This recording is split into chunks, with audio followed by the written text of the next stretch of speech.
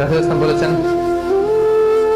পার্থিব চিন্তা যাকে মোহগ্রস্ত করবে, মানে যে দুনিয়া নিয়ে পেরেশান, তার কি হবে দেখেন, তার কাজকর্মে আল্লাহ তাআলা অস্থিরতা ঢেলে দিবেন, সে অস্থির হবে। দারিদ্রতা হবে তার নিত্য সঙ্গী, এবং এই পার্থিব স্বার্থ সে ততটুকুই পাবে যতটুকু তার তাকদীরে লেখা আছে, এর বেশি পাবে?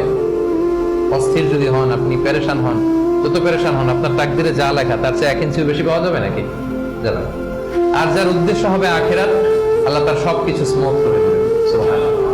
তার অন্তরকে আল্লাহ তাআলা ঐশ্বর্যমণ্ডিত করে দেবেন। এই যেটা বলতেছিলাম যে ফাইনাল গিনা গিনান নাফস, অন্তরের সুখ, হৃদয়ের সুখী আসল সুখ, অন্তরের সুখী আসল সুখ।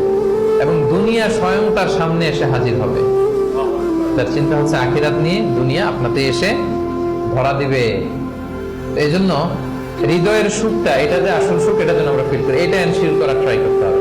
আপনি এইটা না করে অন্যদিকে যদি বেশি ছুটেন, আপনার অস্থিরতা কমবে না, এটা আপনাকে দুঃখী বানাবে, অসুখী বানাবে, অস্থির বানাবে।